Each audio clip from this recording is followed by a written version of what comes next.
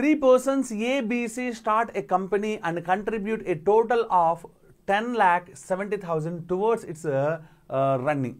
Okay మా ముగ్గురు వ్యక్తులు ఏబిసిలు 10,70,000 రూపాయలు పెట్టుబడితో ఒక కంపెనీని ప్రారంభించారు. అంటే ముగ్గురు కలిపి ఇన్వెస్ట్ చేసిన ఎంతమ్మా 10,70,000 రూపాయలు, 10,70,000 రూపీస్. Okay good.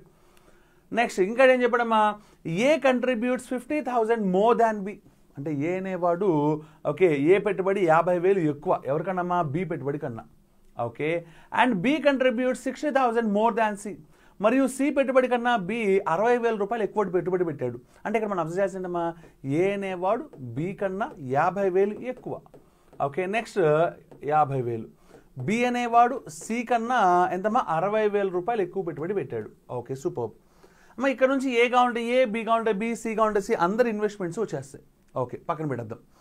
నెక్స్ట్ ఆ కంపెనీకి 2,72,850 రూపాయల లాభం వస్తే if the company earns a profit of 2,72,850 then the share of A is. అందులో ఏ వాటా ఎంత రూపాయల్లో. ఓకేనా రైటమ్మా.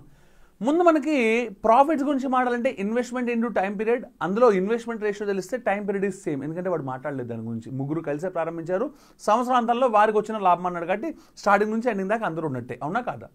ఓకే అంటే ఆటోమేటిక్గా మనం అబ్జర్వ్ చేస్తానంటే ముందు మొత్తాన్ని ఏలోకి కానీ బీలోకి కానీ సిలోకి కానీ ఏదో ఒక దాంట్లోకి మార్చేద్దాం.